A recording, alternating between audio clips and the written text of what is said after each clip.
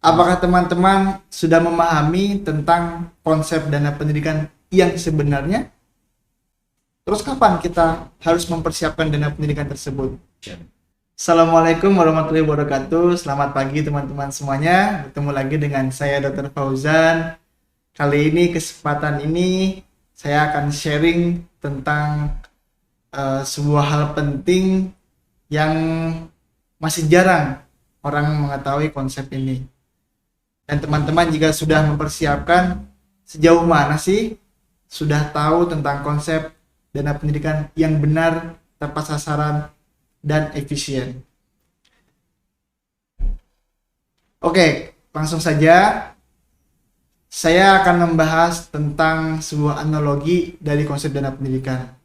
Saya menggambarkan seperti dua sisi koin, di mana dua sisi ini memiliki nilai yang tak terpisahkan dalam menyiapkan dana pendidikan, di mana kedua sisi ini harus terkait jika ingin memiliki sebuah nilai.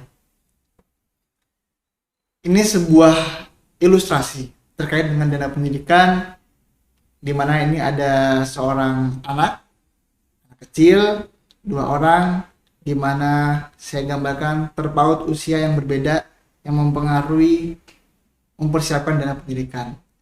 Ini sebuah analoginya, di mana ini sebuah waktu saat ini, kemudian di sebelah sisi kanannya adalah waktu yang rentannya jauh, di mana saat anak sudah siap untuk memasuki masa kuliah. Ini ada sebuah kondisi yang pertama yang terkait mempersiapkan dana pendidikan.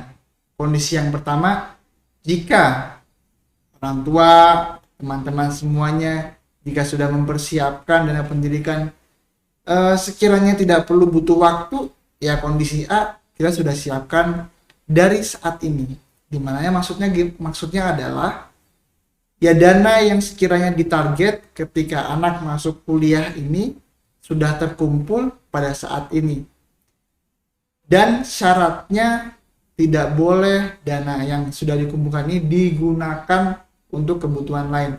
1 rupiah pun nggak boleh. Ini sebuah konsep dasar, di mana ini harus komitmen, dan juga teman-teman ya harus punya sebuah perjanjian terhadap diri sendiri bahwa dana ini khusus untuk anak, tidak boleh digunakan dengan keperluan yang lain. Kemudian kondisi kedua, di mana kondisi kedua ini memerlukan waktu, memerlukan tenaga, memerlukan sebuah konsep yang juga harus konsisten, tapi konsep ini harus matang dari awal. Di mana kondisi B,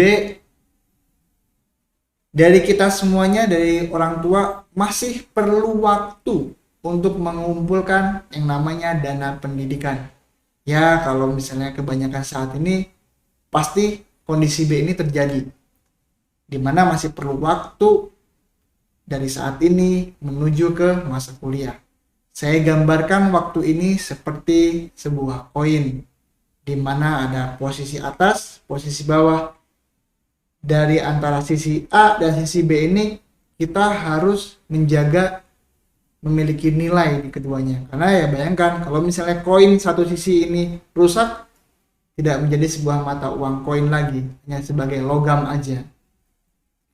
Nah, ada aspek yang paling atas, sebuah aspek peluang atas waktu, kemudian sisi yang lain yaitu aspek peluang atas resiko. Aspek peluang atas waktu itu seperti apa? Nah, aspek peluang atas waktu itu merupakan cost untuk investasi, di mana nilai uang ini berpengaruh terhadap investasi.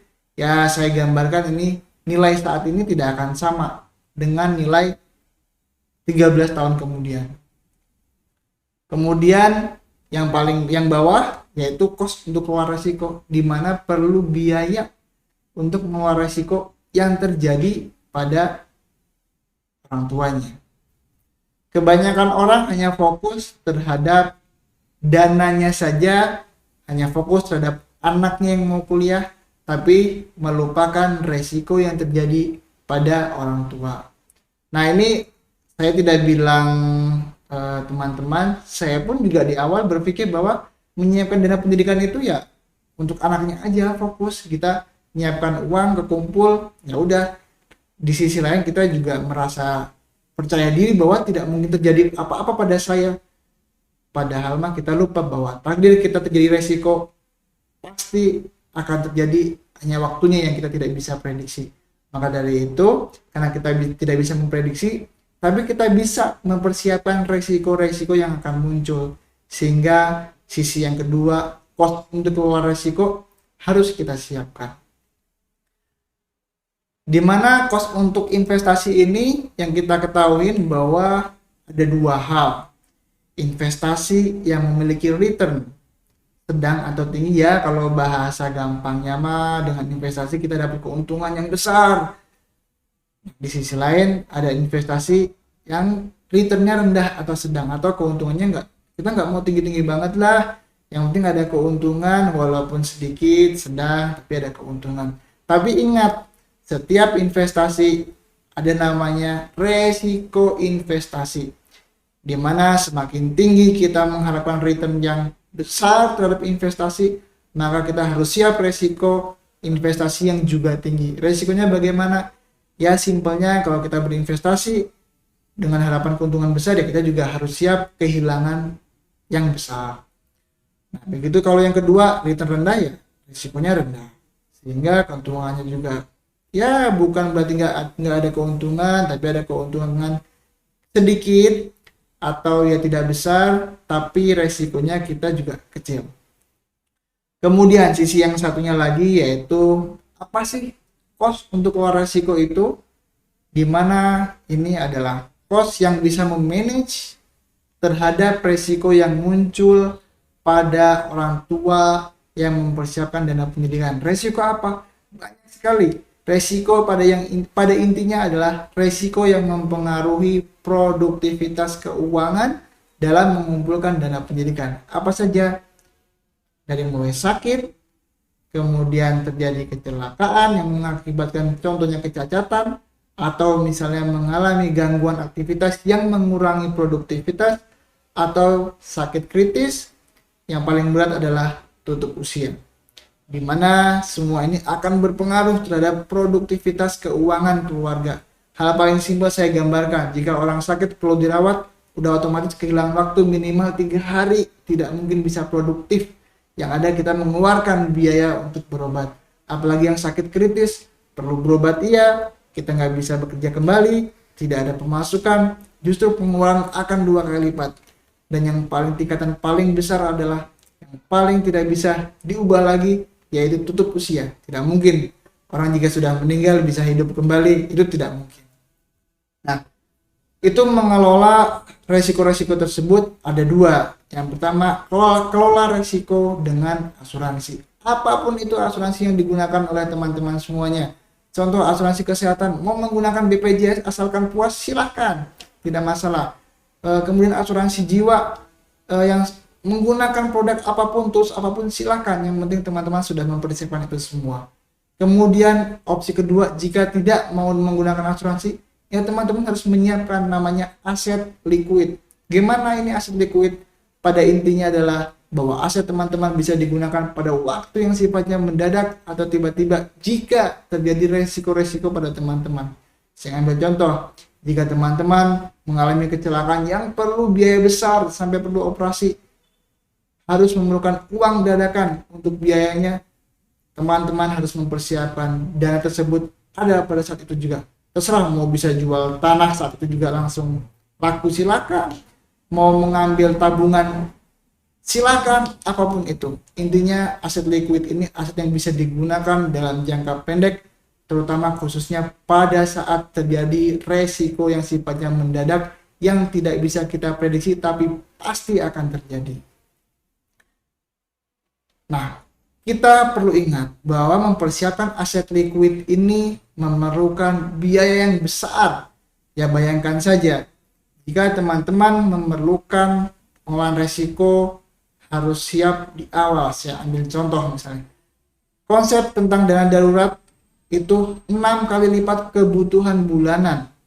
Contoh misalnya, teman-teman di bulan Januari pengeluaran 10 juta, setiap bulan 10 juta, teman-teman harus bisa mengcover dana darurat itu sampai bulan Juni. Jika terjadi resiko sesuatu yang mengharuskan teman-teman kehilangan produktivitas di bulan Februari, sudah ada 6 kali lipat atau 60 juta dana yang harus siap. Sehingga otomatis biayanya akan besar, harus siap di awal. Ya, itu kembali lagi ke teman-teman, ke semuanya. Kalau ingin mengambil tentang konsep ini, ya silahkan. Yang pada intinya kita harus tahu resiko-resiko yang akan kita hadapi jika kita mempersiapkan dari awal opsi-opsi yang kita pilih. Sehingga kalau saya pribadi menyarankan terkait dengan kembali lagi dengan mempersiapkan dana pendidikan, yaitu menggunakan investasi yang sifatnya return rendah atau sedang. Di sisi kedua, kita harus mempersiapkan untuk mengelola risiko yang akan terjadi dengan menggunakan asuransi. Kenapa kok asuransi? Kita berpikir tadi konsep di awal bahwa konsep dasar mempersiapkan dana pendidikan bukan hanya angkanya, tapi harus ada efisiensi penggunaan dana. Ya, mungkin teman-teman yang sudah mengetahui tentang konsep asuransi bahwa kebutuhan asuransi untuk bulan atau bahasa umumnya premi itu akan jauh lebih kecil dibandingkan dengan coverage atau perlindungan tahunannya. Kenapa yang kedua investasi return rendah? Ingat teman-teman bahwa kita harus berpikir tentang resikonya. Bahwa kita tidak perlu berpikir dengan resiko tinggi kecuali emang uang yang digunakan bukan uang yang sifatnya untuk prepare ini, tapi untuk bisnis khusus yang sifatnya uang, ya kalau bahasa anak muda mah uang dingin lah, tidak berpengaruh kemana-mana. Itu silakan. Tapi yang sangat disarankan return rendah dan juga keluar resiko dengan asuransi. Terus bagaimana cara berinvestasi return rendah? Bagaimana cara keluar resiko dengan asuransi? Investasi return rendah dengan cara membuka akun menabung di bank. Jadi kita tidak perlu tuh berpikir hal-hal besar atau mau di sifatnya yang reksadana yang sudah kita ketahui tentang perjanjian di awalnya. Silakan teman-teman, silakan cari tools tersebut, yang pasti jangan menggunakan yang sifatnya return tinggi. Kemudian bagaimana keluar resiko dengan asuransi? Buka akun asuransi. Silakan teman-teman bisa memilah dan memilih produk-produk dari setiap asuransi, keunggulan, kekurangan. Yang pasti teman-teman harus ketahui adalah asuransi tersebut berguna, bermanfaat, dan bisa digunakan dimanapun oleh teman-teman jika membutuhkan asuransi tersebut. Jadi, solusi untuk mempersiapkan dana pendidikan secara konsep dasar tadi, jadi teman-teman harus berpikir kembali tentang konsep dasar pendidikan. Jangan fokus terhadap uang untuk anaknya, jangan fokus ke anaknya, karena anaknya tidak berpengaruh apa-apa dalam mempersiapkan dana pendidikan. Yang berperan utama adalah orang tua dalam persiapan. Jadi yang perlu diingat adalah resiko yang akan muncul terhadap orang tua untuk mempersiapkan dana pendidikan, bukan anaknya. Karena kalau misalnya orang tua meninggal, terancam pendidikan anaknya, tapi kalau anak yang meninggal tidak akan terancam dana yang disiapkan untuk pendidikan anaknya. Jadi saya menitip pesan ke teman-teman, solusi untuk mempersiapkan tersebut harus disiapkan dua-duanya, yaitu berpikir tentang cost untuk investasi dan juga cost untuk kelola resiko dengan asuransi.